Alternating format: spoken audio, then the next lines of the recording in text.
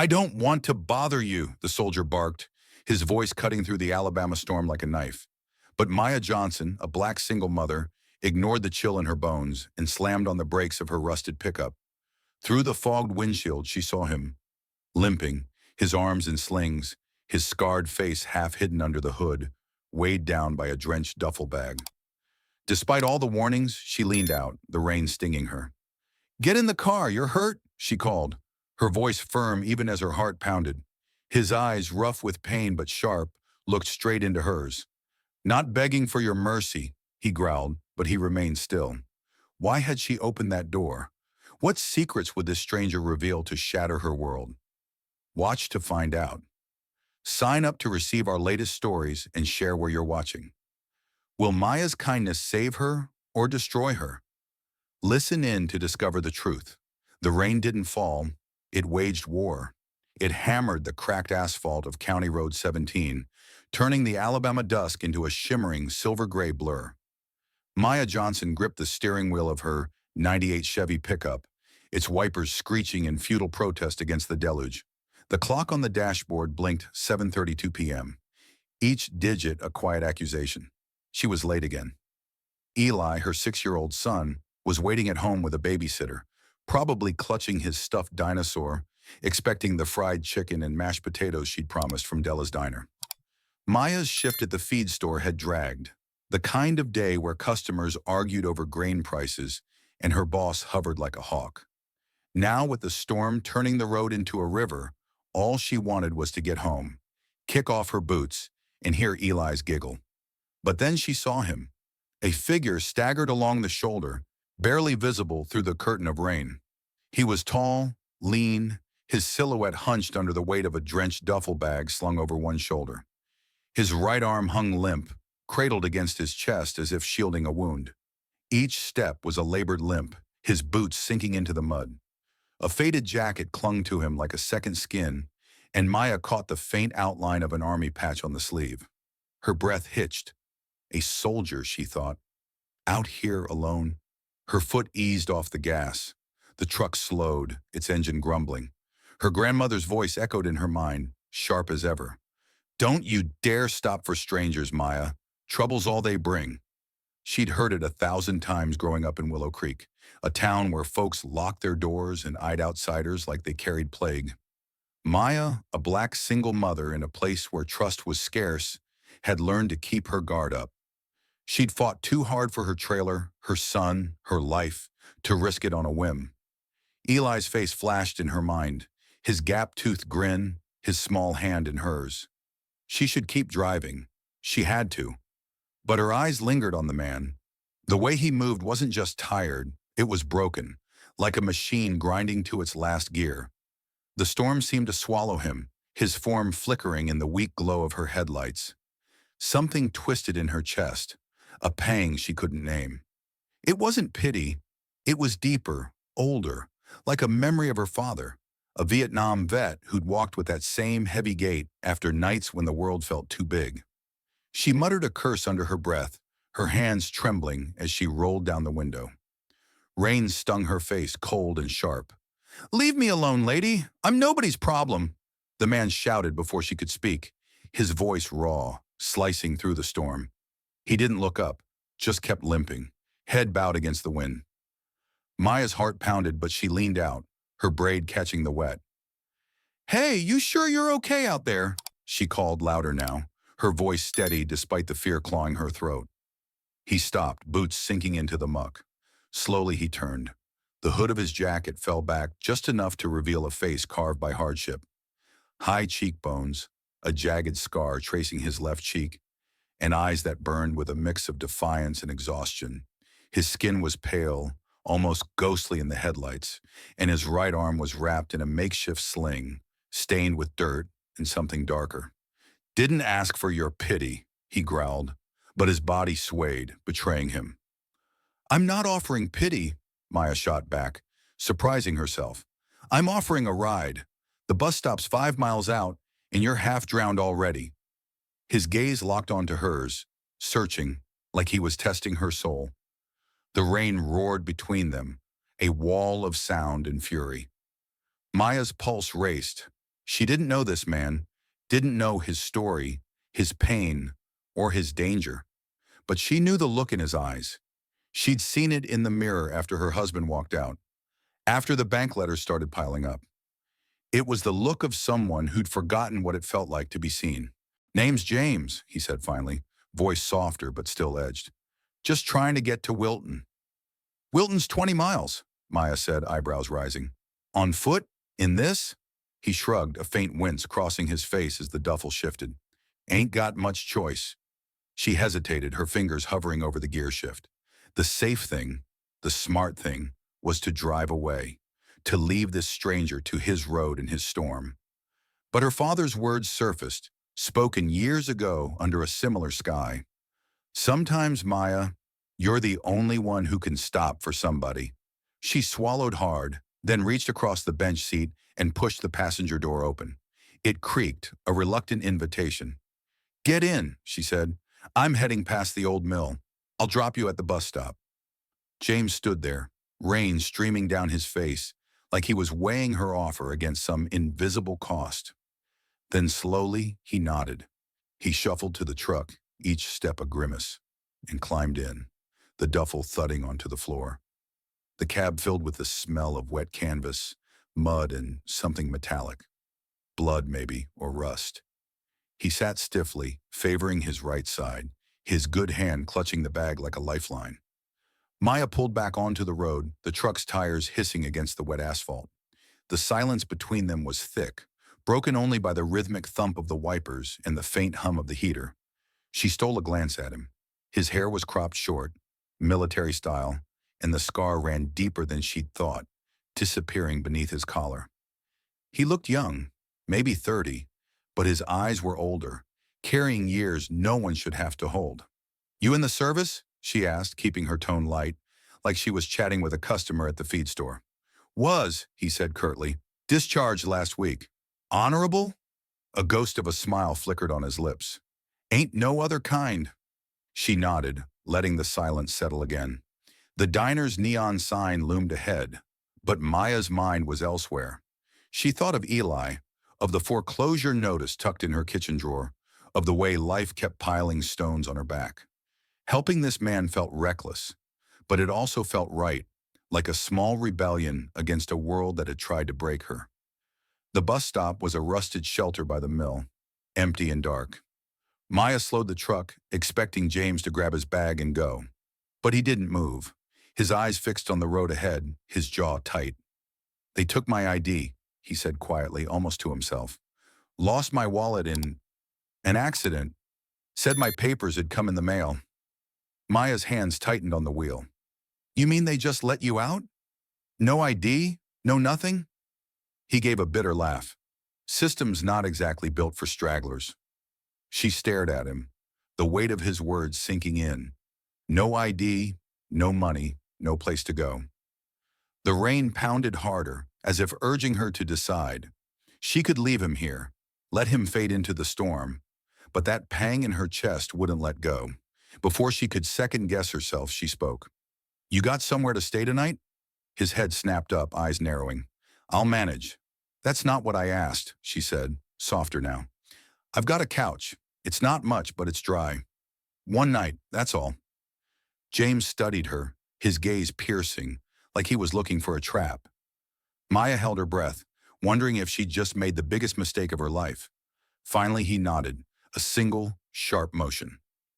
"One night," he said. "Thanks." 10 minutes later, they were in her trailer, a small, weathered haven lit by a single lamp. Eli was asleep, his dinosaur tucked under his arm. Maya handed James a towel, a mug of chamomile tea, and a blanket that smelled faintly of lavender. She showed him the couch, then paused in the hallway. "You need anything? I'm right down there," she said, pointing. "But don't make me regret this." He met her eyes, the scar catching the light. "I won't," he said, and for the first time his voice held something like gratitude. Maya locked her bedroom door that night, her heart still racing. She didn't know James, didn't know his scars or his story, but as she drifted to sleep, the rain still tapping the roof, she felt a strange calm. For one night she'd stopped for someone, and maybe, just maybe, that was enough. The storm had quieted to a whisper by 5:47 a.m., leaving only a soft drip from the trailer's eaves. Maya Johnson stirred in her narrow bed, the weight of sleep still heavy on her limbs. Her bedroom was dim, lit only by the faint glow of a street lamp filtering through the blinds. She lay still for a moment, listening. No creak of floorboards, no rustle from the living room. The silence felt wrong, too complete, like the air itself was holding its breath. She swung her feet to the cold floor, her pulse quickening. James, she thought, the name sharp in her mind. Had she made a mistake letting a stranger into her home? She crept to the door, her fingers brushing the lock she'd turned last night. The hallway was dark, the trailer's familiar hum absent. Maya stepped lightly, avoiding the spot by the bathroom that groaned underfoot. The living room came into view and her breath caught. The couch was empty. The blanket she'd given James was folded with military precision, its corners tucked tight, resting where he'd slept. The mug of chamomile tea sat on the coffee table, drained, its handle turned outward as if placed with care. No sign of the soldier, no trace of his muddy boots or sodden duffel bag. It was as if he'd never been there at all. Maya's eyes darted to the front door. The deadbolt was still engaged, the chain undisturbed. Her heart thudded. Did he slip out the back? She crossed to the kitchen, her bare feet silent on the linoleum, and checked the sliding door to the porch. Locked. A chill ran through her, not from the morning air, but from the eerie absence. James hadn't just left. He'd erased himself like a ghost retreating into the dawn. Then she saw it. On the kitchen counter, next to a stack of Eli's coloring books, lay a folded piece of paper and something small, glinting faintly in the half-light. Maya approached slowly, as if it might vanish if she moved too fast. The paper was a torn sheet from a notebook, its edges frayed. She unfolded it, her fingers trembling. The handwriting was neat, slanted, deliberate. Maya, you didn't have to stop, but you did. You reminded me there's still good out there. Keep this medal. It's not much, but it's all I've got. James. Beside the note was a circular medal, heavy and worn, its surface etched with a red star framed by a wreath.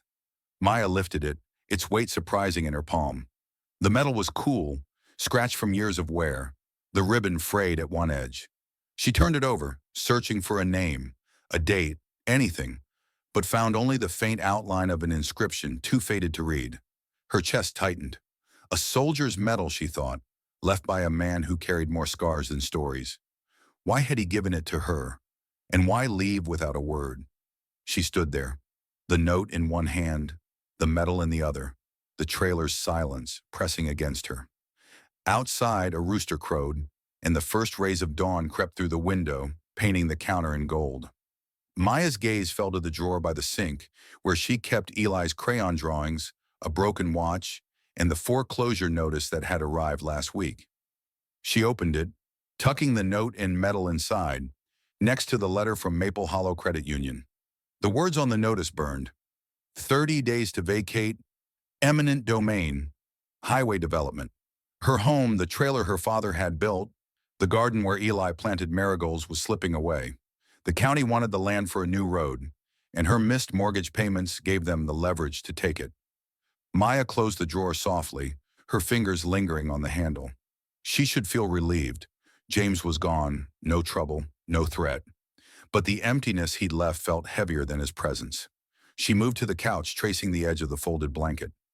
It still smelled faintly of rain and canvas, a reminder of the man who'd sat there, his scarred face lit by her lamp, his eyes guarding secrets he wouldn't share.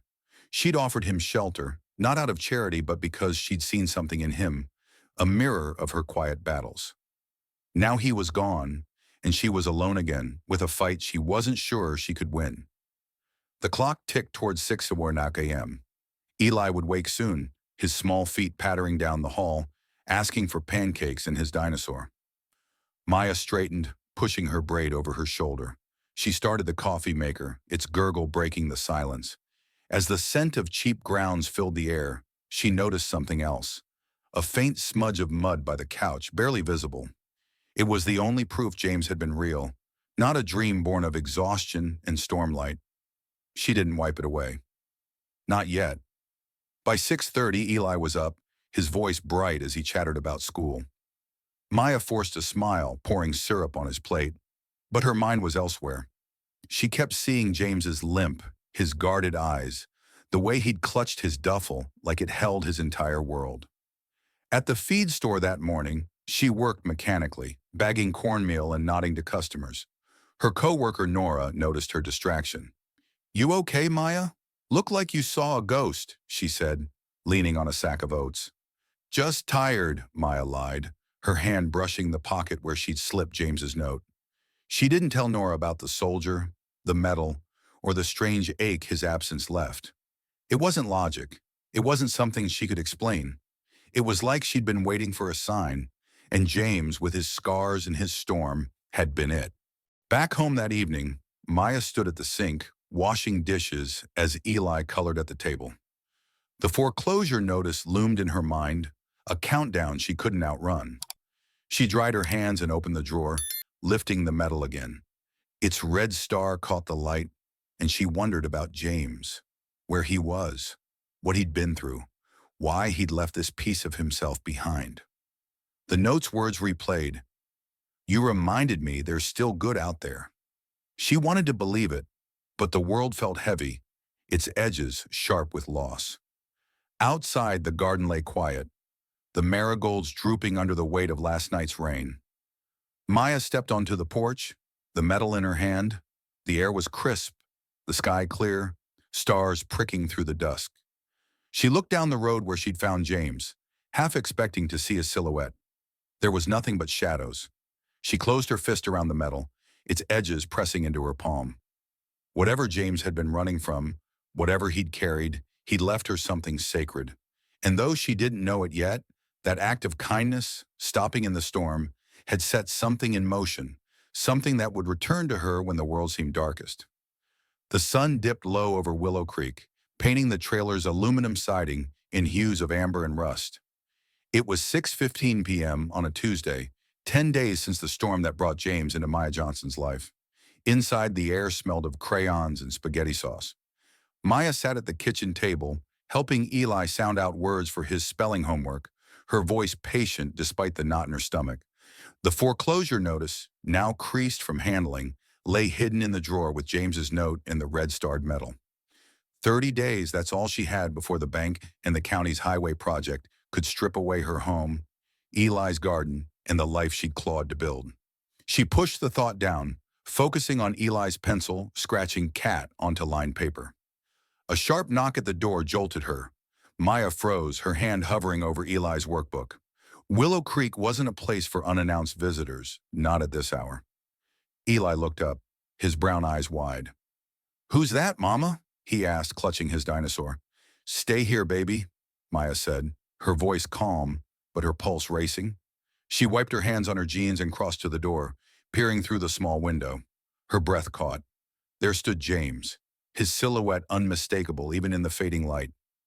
Gone was the limp, the soaked hoodie. He stood tall, his right arm in a proper sling, his scarred face clean-shaven. Beside him was a woman in a navy blazer, her posture crisp, a folder tucked under her arm. Maya's mind spun. What's he doing here? And who's she? She opened the door, the hinges creaking. "James," she said, her voice a mix of surprise and wariness. His eyes met hers, steady and unguarded, a far cry from the guarded stranger she'd picked up in the rain. "Maya," he said, his voice softer but firm, like he'd rehearsed this moment. "I hope we're not intruding. This is Clara Evans. We need to talk." The woman stepped forward, extending a hand. "Ms. Johnson, I'm Clara, with the Veteran Community Fund. May we come in?" Maya hesitated, her gaze flicking between James's calm demeanor and Clara's professional smile.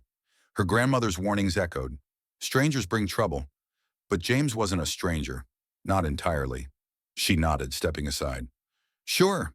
Eli's doing homework, so let's keep it quiet." They settled at the kitchen table, Maya sending Eli to his room with a coloring book and a promise of ice cream later. The trailer felt smaller with these two in it, their presence heavy with purpose. Clara set the folder on the table, its edges crisp, while James sat straight, his good hand resting on his knee. Maya's heart thudded. What do they want? She glanced at the drawer where the medal and note lay, as if they held answers. Clara spoke first, her voice measured. Ms. Johnson, James reached out to us about what you did for him 10 days ago. Picking him up in that storm, giving him a place to stay, it meant more than you know. Maya's eyes flicked to James. His scar caught the lamplight, but his expression was unreadable. It was just a couch, she said, shrugging, though her voice betrayed a tremor. Anyone would have done it. No, James said, leaning forward, his voice low but fierce. They wouldn't. I was invisible that night, Maya, halfway to giving up. You didn't just stop. You saw me. You gave me a reason to keep going. Her throat tightened. She wanted to argue, to say it was nothing, but the weight in his words stopped her. Clara opened the folder, sliding a document and an envelope across the table. Because of James's nomination, she said, the Veteran Community Fund has approved you for our home preservation grant. This, she tapped the document, is a deed transfer clearing your mortgage. And this, she nudged the envelope, is a check to cover back taxes and fees. Maya stared at the papers, her breath shallow. The numbers on the check blurred. More money than she'd seen in years, enough to erase the bank's threats. Her hands trembled as she touched the envelope, its weight grounding her. This is real, she whispered, her voice cracking. Very real, Clara said, a smile breaking her professionalism. You earned this, Ms. Johnson, by reminding one of our veterans that kindness still exists. Maya's eyes locked onto James. Why? She asked, the word barely audible. Why me? He leaned back, his gaze steady. Because you didn't ask questions, you didn't flinch at my scars, or treat me like a lost cause. You gave me tea, a blanket, and a moment to breathe. That night, I wrote to my old unit, told them I'd found something worth fighting for again. They wanted to honor the person who made that possible. That's you, Maya. Tears pricked her eyes, but she blinked them back. The trailer, her father's trailer, with its warped floors and patched roof, was safe. Eli's marigolds, the porch where they watched fireflies, wouldn't be bulldozed for a highway.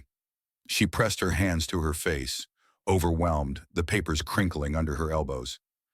I don't know what to say, she murmured. You don't have to say anything, James said, a faint smile tugging at his lips. You already did it.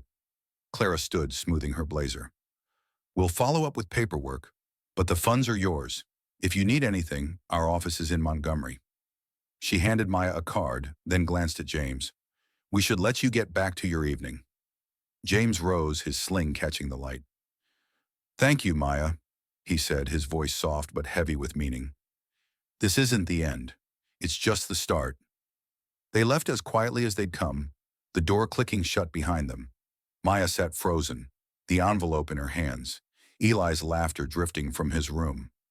She opened the drawer, pulling out James's note and the red-starred medal. The note's words, "You reminded me there's still good out there," felt alive now, pulsing with truth. She traced the medal's edges, its scratches telling stories she'd never hear. For the first time in months, hope flickered in her chest, fragile but fierce. Outside, the crickets sang, and the sky deepened to indigo. Maya stood, tucking the papers into the drawer with the medal. She didn't know what James meant by the start, but his return, his gift, had shifted something in her world. The fight wasn't over. The county's highway plans still loomed. But for tonight, she could breathe. She stepped to Eli's room, watching him color, his tongue poking out in concentration. Time for ice cream, baby, she said, her voice steady. As she scooped vanilla into bowls, the knock echoed in her mind. It wasn't just a sound. It was a turning point, a crack in the wall of her struggles. James had seen her, just as she'd seen him, and in that exchange, something sacred had been born. The relief that had warmed Maya Johnson's trailer for 2 weeks crumbled like dry leaves underfoot. It was a crisp November morning, the kind where the air bit at your knuckles and the sun hung low, casting long shadows across Willow Creek. Maya stood in her kitchen, the clock ticking toward 8:01 a.m., sipping coffee that had gone cold. Eli was at school, his backpack bouncing as he'd run to the bus, oblivious to the storm brewing in his mother's heart. The envelope from James and the Veteran Community Fund, her lifeline, her miracle, lay on the counter, its contents already wired to the bank. The mortgage was cleared and the back taxes were paid. Her trailer, her father's legacy, was safe. Or so she thought. The mail arrived at 10:03 a.m., a thick manila envelope from the Willow Creek County Clerk's office wedged in the mailbox. Maya's stomach twisted as she tore it open, her fingers clumsy. The letter inside was cold, bureaucratic, its words slicing through her newfound hope. While your mortgage has been settled, the property at 214 Orchard Lane remains subject to eminent domain proceedings for the State Route 12 expansion. The designated parcel, including all land beyond the primary structure, is scheduled for acquisition by December 15, 2025. Compensation will be provided at market rate. A map was attached, red lines carving away the backyard, Eli's marigolds, the vegetable patch, the oak tree where they'd hung a tire swing. The county wanted it all for a highway, backed by a developer whose name was stamped in bold, Crescent Holdings. Maya sank into a chair, the letter trembling in her hands. The trailer was hers, but the land, the roots she and Eli had nurtured, was slipping away. She'd fought so hard, worked double shifts at the feed store, sold her mother's old rings, baked cakes at midnight to scrape by. James's gift had been a lifeline, but it hadn't reached far enough. The county's market rate was a pittance, barely enough to cover a month's rent elsewhere. She pictured Eli's face, his joy as he planted seeds, now doomed to be bulldozed. Her chest tightened, and a sob caught in her throat. Not again, she thought. Not when I thought we were safe. She called the clerk's office, her voice steady despite the panic clawing her insides. The woman on the line was polite but unyielding. "It's a done deal, Ms. Johnson," she said. "Crescent Holdings has state approval. You can appeal, but the deadline's in 10 days, and you'll need a lawyer." Maya hung up the phone, heavy in her hand. A lawyer? She could barely afford groceries. She stood at the sink, staring at the drawer where James's note in red-starred metal lay. His words echoed, "This isn't the end. It's just the start." But what did that mean now, with her world unraveling again? By noon, Maya was at the feed store, her apron tied tight, bagging oats with mechanical precision. Her co-worker Nora noticed the strain in her eyes. "You look like you're carrying the world, girl," Nora said, leaning on a pallet. Maya forced a smile, but the letter's weight pressed against her. She couldn't lose the land, not just for her, but for Eli, for the memory of her father, who'd built the trailer with his own hands. She needed help, someone who'd understand. Her thoughts turned to James. He'd been a stranger, then a savior. Could he help again? That evening, after Eli was asleep, Maya found the card Clara Evans had left. She dialed the Veteran Community Fund's number, her heart pounding. A receptionist connected her to James, who was in Montgomery. His voice came through, calm but surprised. "Maya, everything okay?" She took a breath, the words spilling out. "The county's taking my land, James. Not the trailer, but the backyard, Eli's garden, everything. They say it's for a highway. I don't know what to do." Her voice cracked, betraying the fear she'd held back all day. "I thought we were safe, but I can't lose this." Silence hung on the line, heavy and thick. Then James spoke, his tone low, deliberate. "I know what it's like to have your ground pulled out from under you. Tell me everything." Maya poured out the details, the letter, the red lines on the map, the clerk's indifference. She told him about Eli's marigolds, the tire swing, and the way the land held her family's history. And then, unbidden, a memory surfaced, raw and vivid. "When I was 7, she said, I got lost at a county fair. I was terrified, crying in the crowd. A teenager found me, stayed with me till my parents came. He had a scar on his cheek like yours. I never forgot him." Her voice faltered.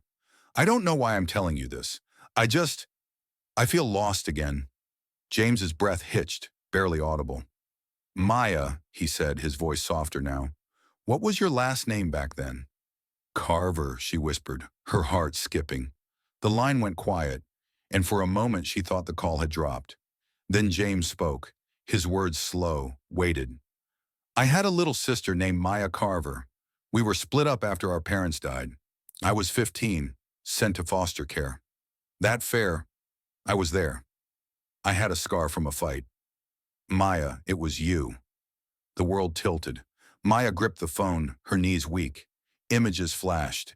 His scar, his eyes, the way he'd looked at her that rainy night.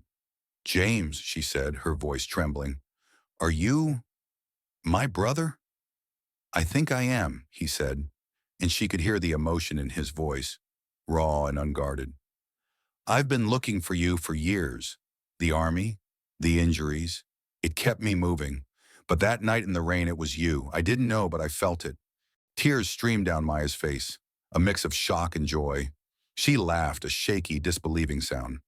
All this time, she said, and you found me in a storm. We found each other, James said, and I'm not letting you lose that land. I'll make calls, get Clara involved. We'll fight this, Maya. Together. She nodded, though he couldn't see, her heart pounding with a new kind of hope. The county's letter still loomed, but James's voice, her brother's voice, cut through the fear. She hung up, her hands shaking, and opened the drawer. The red-starred metal glinted, its weight a promise. She held it close, picturing James, not just a soldier, but the boy who'd saved her at the fair, now returned to save her again. Outside, the wind stirred the oak tree, its branches swaying. Maya stood on the porch, the metal in her fist. The shadow of seizure hung over her, but she wasn't alone anymore. James, her brother, was with her, and as the stars blinked above Willow Creek, she felt the stirrings of a fight she was ready to wage. For her land, for Eli, for the family she'd just reclaimed. The fluorescent lights of Della's diner buzzed faintly, casting a sterile glow over the cracked vinyl booths. It was 7:42 p.m. on a chilly November evening in Willow Creek, Alabama, and Maya Johnson sat across from James, her hands wrapped around a chipped mug of coffee that had long gone cold. The diner was nearly empty, save for a trucker at the counter and the hum of a jukebox playing a forgotten country tune. Maya's heart thundered, her mind reeling from the phone call 2 days ago. James's voice, raw and certain, saying, I had a little sister named Maya Carver. Now, face to face, the truth hung between them like a fragile thread, ready to snap or bind them forever. James sat stiffly, his right arm still in its sling, the scar on his cheek stark under the diner's lights. His eyes, those same weary eyes from the storm, held something new. Vulnerability, hope, fear. Maya studied him, searching for the teenager from her memory. The boy who'd knelt beside her at the county fair when she was 7, lost and sobbing in a sea of strangers. His scar had been fresh then, a thin red line from a foster home fight, he'd later tell her. She'd never forgotten his gentle voice, promising she'd be okay. Now that boy was a man, a soldier, and, impossibly, her brother. You sure it's me? Maya asked, her voice barely above a whisper, afraid the question might shatter the moment. I mean, it's been, 25 years? James nodded, his good hand fidgeting with a sugar packet. I was 15 when they split us up, he said, his voice low, steady, but laced with pain. After Mom and Dad died in that car wreck, social services sent me to a group home in Mobile. You were so little, Maya, just 7. They said you'd been adopted, that it was better for you. I had no say, no way to find you. I carried your name like a weight all these years. Maya's throat tightened.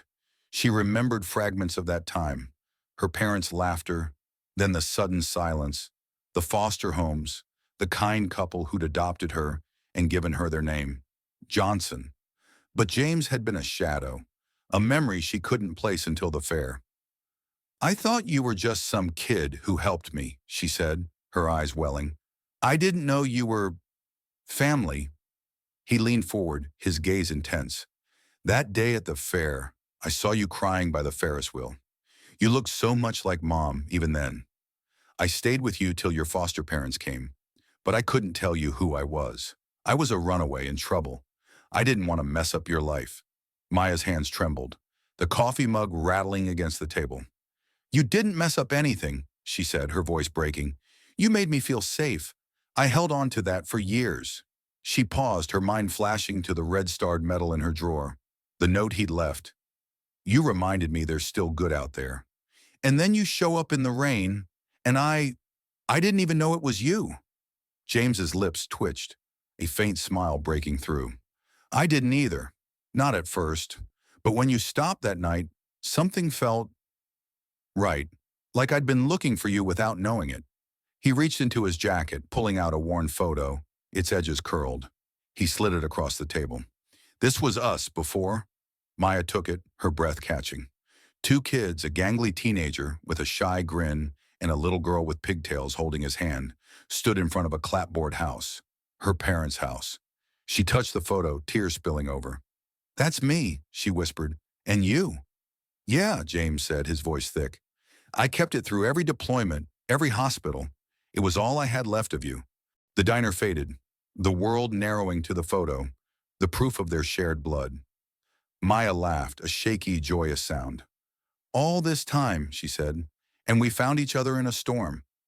She reached across the table, her hand finding his. His fingers, calloused and scarred, closed around hers, and for a moment, they were just a brother and sister, reunited against all odds. But the weight of the present pressed in. Maya pulled back, wiping her eyes. James, the county's still coming for my land. The backyard, Eli's garden, they're taking it for that highway.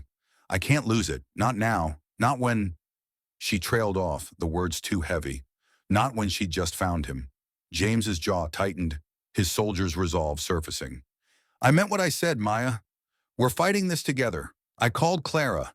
She's digging into the county's plans. My old unit's got connections, people who owe me favors. We'll find a way.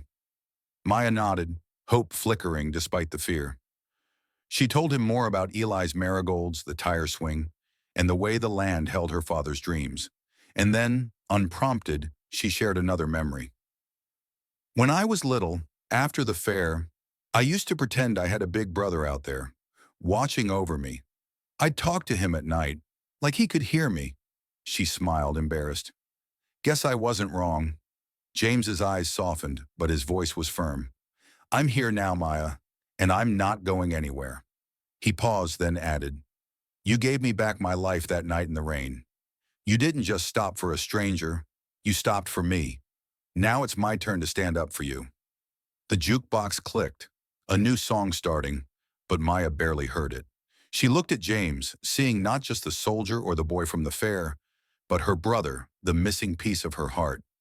The county's letter, the red lines on the map, still loomed, but they felt less like a death sentence now. James's presence, his promise, was a shield, a spark of defiance against the forces trying to tear her world apart. As they left the diner, the night air sharp against their skin, Maya clutched the photo, tucking it into her pocket. James walked beside her, his limp gone, his posture steady. We'll meet Clara tomorrow, he said. She's got a plan. Maya nodded, her steps lighter despite the uncertainty. The stars above Willow Creek glittered, and for the first time in weeks, she felt anchored, not adrift.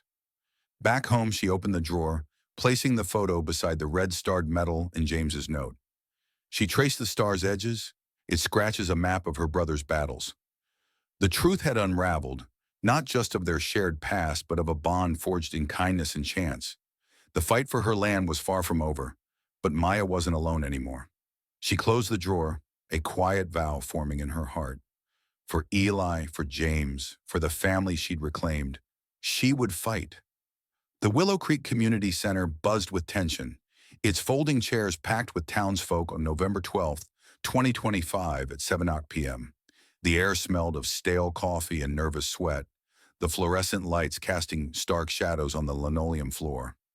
Maya Johnson stood at the back, her heart pounding like a war drum, her hands clenched at her sides. Beside her, James Wells, her newly rediscovered brother, radiated a soldier's calm, his right arm still in a sling, but his posture unyielding. The county's eminent domain hearing was no mere meeting. It was a battlefield, in Maya's home, Eli's garden, the land her father had poured his soul into, hung in the balance. Crescent Holdings, the developer behind the highway project, loomed like a faceless giant, its red lines carving her future away. James had rallied his forces. Clara Evans, the lawyer from the Veteran Community Fund, stood nearby, her briefcase open, documents meticulously arranged. She'd spent days digging into the county's plans, her sharp eyes uncovering what others had missed. Maya glanced at her, then at James, whose scar gleamed under the lights, a reminder of battles fought and survived. Last night, over dinner coffee, he'd promised her, "We'll fight this together." Now, as the county clerk called the meeting to order, that promise was her anchor. The clerk, a wiry man named Greg, read from a prepared statement, his voice flat. The State Route 12 expansion is critical for regional development. The designated parcels, including 214 Orchard Lane, are required for public use. Compensation will be provided. Murmurs rippled through the crowd, some nodding, others glaring. Maya's stomach churned. Compensation, a word that meant pennies for her backyard. Eli's marigolds, the tire swings swaying in the oak's shadow. Clara stepped forward, her heels clicking with purpose. "Mr. Chairman, I represent Ms. Maya Johnson," she said, her voice cutting through the room like a blade. "We contest the eminent domain claim on the grounds of procedural misconduct and fraudulent documentation." The crowd hushed, heads turning. Greg's eyes widened, but he gestured for her to continue. Clara laid out her case, her words precise, devastating. Crescent Holdings submitted an environmental impact report claiming minimal disruption to local ecosystems. Our independent review, conducted by Dr. Lena Harris of Auburn University, found falsified data. Wetlands on Ms. Johnson's property were omitted, violating federal regulations under the Clean Water Act. She slid a thick report across the table, its pages stamped with official seals. Furthermore, the developer's land appraisal undervalues the parcel by 40%, exploiting Ms. Johnson's economic vulnerability. The room erupted in whispers. Maya's breath caught. She hadn't known the full scope of Clara's findings, only that James had called in every favor, pulling strings from his military network. She glanced at him, his jaw tight, eyes fixed on the clerk. He'd told her about his unit, the 5th Special Recon, men and women who'd fought beside him in places he wouldn't name. They'd come through not with guns, but with expertise, digging up dirt on Crescent Holdings faster than any small-town lawyer could. A man in a sleek suit, Crescent's representative, Mr. Vaughn, stood, his smile oily. "These accusations are baseless," he said. "The project has state approval. Ms. Johnson's land is a small price for progress." His tone dripped condescension, and Maya's blood boiled. A small price? That land was Eli's laughter, her father's dreams, the roots she'd fought to keep. James rose, his presence commanding, silencing the room. "Progress doesn't mean trampling families," he said, his voice low but resonant, honed by years of giving orders under fire. "I serve this country to protect homes, not to see them stolen. Ms. Johnson stopped for me when I was broken, sheltered me when no one else would. She's not just fighting for her land. She's fighting for every one of you who's ever been pushed aside." He pointed to the crowd, his scar catching the light. "Crescent's playing dirty. We've got proof their parent company's under federal investigation for fraud. You want progress? Start by protecting your own." The crowd roared, some clapping, others shouting in agreement. Maya's heart swelled, tears pricking her eyes. James wasn't just her brother. He was her champion, his words igniting a fire she hadn't known she needed. She stepped forward, her voice trembling, but clear. "My son Eli planted marigolds in that garden," she said, facing the clerk. "My father built our home with his hands. That land isn't just dirt, it's us. You can't put a price on that." Her words, raw and unpolished, landed like stones, the room falling silent. Greg shifted uncomfortably, glancing at Vaughn, whose smile had faltered. Clara seized the moment, presenting a federal injunction, signed by a judge in Montgomery, halting the project pending review. "The Clean Water Act violations alone could kill this deal," she said. "Withdraw the claim, or we'll escalate to the EPA." Vaughn's face reddened, but he had no counter. The crowd's energy shifted, neighbors whispering about Crescent's shady deals, about other families pressured to sell. Greg cleared his throat. "We'll review the new evidence," he said, his voice strained. "This hearing is adjourned." Cheers erupted, hands clapping Maya's shoulders as she stood, dazed. James pulled her into a one-armed hug, his voice low. "We're not done, but we've got them on the ropes." Clara nodded, packing her briefcase. "They'll back down," she said. They can't afford the scrutiny. Outside, under a star-streaked sky, Maya breathed deeply, the crisp air grounding her. The fight wasn't over, but the tide had turned. Neighbors approached, some she barely knew, offering support. "You're one of us," an older woman said, gripping her hand. "We've got your back." Maya smiled, her heart full. The victory wasn't just hers. It had sparked something bigger, a community waking to protect its own. Back home, Eli slept, his dinosaur tucked under his arm. Maya opened the drawer, the red-starred metal glinting beside James's note and the photo of them as kids. She held the photo, tracing their young faces. James had fought for her, not just as a soldier, but as her brother. Their bond forged in a storm now, a bulwark against loss. She stepped onto the porch, the oak tree silhouette steady against the night. The land was still hers, its roots deeper because of this fight. As she looked down the road where she'd first seen James, she knew this wasn't the end. It was a beginning. For her, for Eli, for the family and community she'd reclaimed. The late November sun cast a golden haze over Willow Creek, its rays filtering through the bare branches of the oak tree in Maya Johnson's backyard. It was 4:37 p.m. on a Saturday, and the air carried the crisp bite of approaching winter, mingled with the earthy scent of turned soil. Maya knelt in her garden, her hands buried in the dirt, planting tulip bulbs with Eli, whose small fingers clutched a trowel.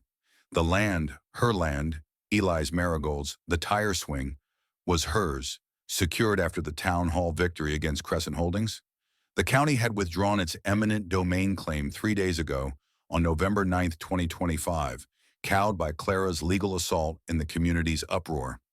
Yet as Maya pressed a bulb into the earth, a restless current stirred within her. The fight had saved her home, but it had awakened something deeper, a purpose she couldn't ignore. Inside the trailer, the red-starred metal and James's note lay in the drawer, alongside the photo of them as children. James, her brother, rediscovered in a storm, had become her rock. He'd stayed in Willow Creek, renting a room above the hardware store, his presence a steady hum in her life. Yesterday, over pancakes at Della's Diner, he'd handed her a letter from the Veteran Resilience Network of Alabama. The words, printed on crisp letterhead, had stunned her. "We invite you, Miss Maya Johnson, to serve as a community advisor, bringing your lived compassion and resilience to support veterans and their families." A handwritten note from James was clipped to it. "Just show up, Maya. That's all you've ever needed to do." Maya had stared at the letter, her coffee untouched. She wasn't a counselor, a speaker, or a veteran. She was a single mother, a feed store clerk, a woman who'd stopped for a stranger in the rain. "I'm not qualified," she told James, her voice tight. He leaned across the table, his scarred face earnest. "You're more qualified than anyone, Maya. You saw me when I was nothing. That's what they need, someone who doesn't look away." Now, as Eli giggled, dirt smudged on his cheek, Maya's resolve hardened. She stood, brushing soil from her jeans, and looked at the garden, her father's legacy, now her own. The letter wasn't just an invitation. It was a call, a chance to give others what she'd given James, a moment to be seen. She kissed Eli's forehead. "Let's clean up, baby. Mama's got a meeting tonight." By 6:15 p.m., Maya stood outside a converted shipping container on the edge of Willow Creek, its hand-painted sign reading, "Veteran Support Circle, all welcome." The gravel lot crunched under her boots, her stomach churning with nerves. James waited by the door, his sling gone, his arm healing. "You got this," he said, his voice a quiet anchor. She nodded, clutching the letter like a talisman, and stepped inside. The room was sparse, mismatched chairs in a circle, a coffee pot hissing, the air thick with the scent of rust and hope. A dozen people sat, some in worn denim, others in faded military caps, their faces etched with stories unspoken. Maya's heart raced. She recognized a few. Mr. Harvey from the feed store, who'd served in Vietnam. Lena, a young woman who'd driven Humvees in Iraq. They nodded at her, their eyes curious but guarded. Maya took a seat, her hands folded tightly in her lap, feeling like an imposter. The facilitator, a wiry man named Sam, welcomed everyone, his voice gentle. "We're here to listen, to share if you want. No pressure." He looked at Maya. Ms. Johnson, you're new. Want to start? Her mouth went dry. She glanced at James, who gave a slight nod, his eyes steady. She took a breath, her voice trembling but clear. I'm Maya. I'm not a veteran. I'm just me, a mom, trying to keep my son fed, my home safe. A few weeks ago, I stopped for a man in the rain, didn't know he was my brother, lost to me for 25 years. She paused, the room silent, all eyes on her. He was a soldier, broken, ready to give up. I gave him a couch, some tea, didn't think it was much, but it changed everything. For him, for me. She told him about James, the medal, in the fight for her land. She spoke of her father, a Vietnam vet who'd flinch at fireworks, and how raising Eli taught her to keep going when the world felt heavy. I don't know much about war, she said, her voice steadier now, but I know about carrying things you can't put down. If I can help, even just by listening, I'm here. The silence that followed was heavy, not with judgment, but with understanding. Harvey spoke first, his voice gravelly. My wife used to say people like you are rare, Maya. You don't just hear, you feel it. Lena nodded, her eyes wet. I haven't told anyone what happened over there, but maybe I could tell you. One by one, they shared stories of loss, guilt, and small victories. Maya listened, her heart open, her fears fading. She didn't have answers, but she had presence, and that was enough. By 8 p.m., the room felt lighter, the silence softer. Sam closed the circle, but people lingered, some shaking Maya's hand, others just meeting her eyes with quiet gratitude. Outside, under a sky pricked with stars, James walked her to her truck. Told you, he said, a rare smile breaking through. You're a natural. Maya laughed, the sound shaky but real. I was terrified, she admitted, but it felt right. Back home, Eli slept, his dinosaur clutched tight. Maya opened the drawer, the red-starred medal glinting beside the photo of her and James's kids. She added the Veteran Resilience Network's letter, its words now a vow. The fight for her land had been won, but this calling was new, vast, alive. She stepped onto the porch, the oak tree's shadow steady against the night. Neighbors had started visiting, inspired by her stand at the town hall, bringing vegetables, stories, and solidarity. Veterans came too, drawn by whispers of the woman who'd stopped for a soldier. As she looked at the garden, Eli's marigolds dormant but waiting for spring, Maya felt a shift.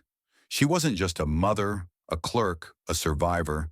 She was a beacon, a bridge for those who'd felt invisible. The stars above Willow Creek shimmered, and she whispered a promise to herself. To keep showing up, to keep seeing, for James, for Eli, for every soul who needed it. Her new calling wasn't just a role, it was her heart laid bare, ready to grow. The December dust settled over Willow Creek like a soft blanket, the sky bruised with purples and golds. Maya Johnson stood on her porch, the chill air nipping at her fingertips, a mug of chamomile tea warming her hands. It was 6:22 p.m. on a quiet Saturday, and the trailer hummed with the faint sound of Eli's laughter as he played with his dinosaurs inside. The oak tree in the backyard stood sentinel, its tire swing swaying gently, the garden below it dormant but alive with the promise of spring. The land, her land, Eli's marigolds, her father's legacy, was safe, the county's highway plans defeated 3 weeks ago at the town hall. Yet as Maya gazed at the horizon, a deeper victory pulsed within her. The fight had rooted her, not just to the soil, but to a purpose that now defined her days. Inside, the drawer by the sink held her treasures. James's red-starred medal, his first note, the photo of them as children, and the Veteran Resilience Network's letter naming her a community advisor.